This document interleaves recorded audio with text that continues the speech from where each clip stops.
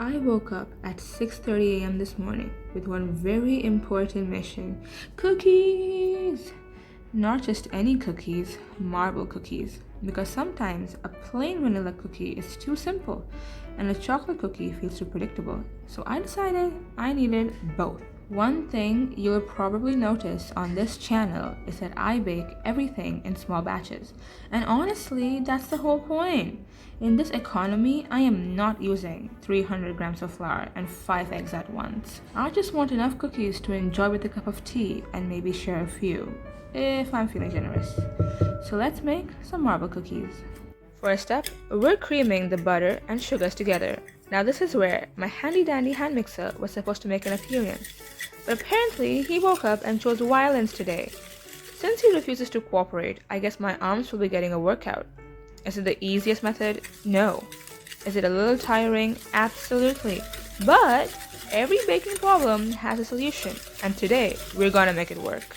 Every now and then, scrape down the sides of the bowl with a spatula, lest any butter or sugar starts hiding there. Since the batter is looking a little lonely, it's time to add in the egg. Once it goes in, you can actually see the texture change. It becomes lighter, smoother, and much fluffier. I'm actually feeling a little proud because we went from stubborn butter and sugar to this beautiful, creamy, fluffy mixture. Who needs a hand mixer when your arms are willing to volunteer? There's just something so fun about making things by hand. It feels a little slower, a little messier, but somehow a lot more special. I think we have reached the everything is finally getting along stage. The batter is looking smooth and creamy, no drama, no complaints, just a happy little bowl of cookie goodness. Next, we're bringing in the flour team. All-purpose flour, salt, baking powder, and baking soda. Give everything a good mix until they are fully combined and there are no pockets of dry ingredients left around. Midway through mixing, I realized I forgot something. The vanilla bean paste. And we're definitely not letting that happen. And this is one of the small ingredients that makes a big difference. In it goes finally, and we'll mix until everything is just combined. No need to rush this part, we're just bringing everything together gently. Our batter is now ready to turn into cookie dough, but first we need to split it into 2 equal parts. You could use a scale to equally divide it, but I just eyeballed it, and you should have 2 equal portions. Our first batter half is getting a tiny makeover. A little extra flour goes in, 1.5 tablespoons, and we mix until just combined. No need to overdo it, we're keeping things soft and happy. And then we're gonna set that aside. The second half is getting the chocolate makeover.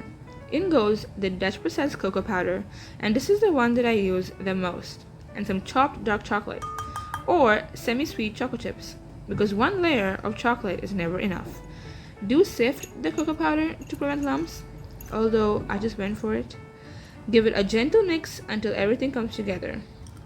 And yes, the lighting is not doing us any favors today, but believe me, this cookie dough is looking much more delicious in real life. Now, it's time to give these cookies their place on the tray. Divide the vanilla dough into 6 equal portions and arrange them on a lined baking tray, making sure to leave at least 2 inches of space between each one. They need some breathing room while they bake. Just like the vanilla dough, divide the chocolate dough into 6 equal portions and place them on the tray beside the vanilla, keeping a little space between each cookie. These 2 flavors are about to come together and create that beautiful marble effect. Now for the part that gives these cookies their signature look. Take 1 portion of chocolate dough and roll it into a smooth ball. Take the counterpart vanilla portion and also roll it into a smooth ball. Stack both of the balls on top of each other gently and split from the center. Stack on top of each other and you will be able to see the layer of alternating vanilla and chocolate. Now roll it into a smooth ball, creating the beautiful swirls of vanilla and chocolate throughout the cookie. Give it a little shape and place it on the tray.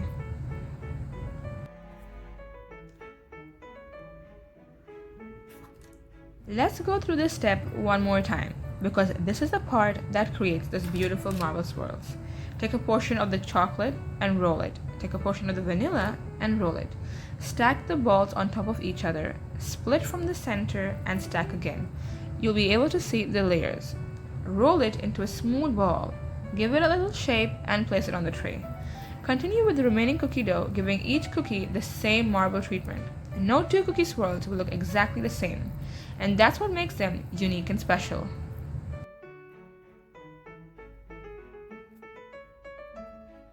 Okay, I have to admit, they're looking pretty good.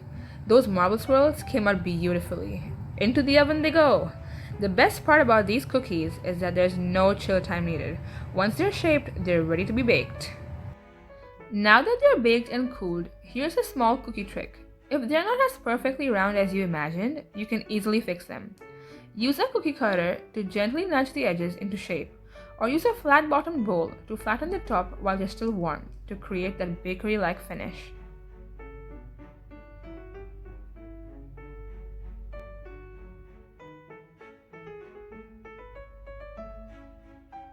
Look at these beautiful marble cookies. The swirls of vanilla and chocolate came through perfectly. Waking up at 6:30 a.m. in the morning is totally worth it for these guys. Those melty gooey pockets of dark chocolate were so delicious. They tasted better than they looked. And the smell while they were baking made my whole kitchen feel like a little bakery. Needless to say, these cookies did not last very long. The marble pattern makes every cookie unique, and that's what I love the most about them. I really hope you give these cookies a try, and if you enjoyed this video, I'd love for you to stick around for more small batch baking. Thank you so much for watching, and I'll see you in the next one. Bye!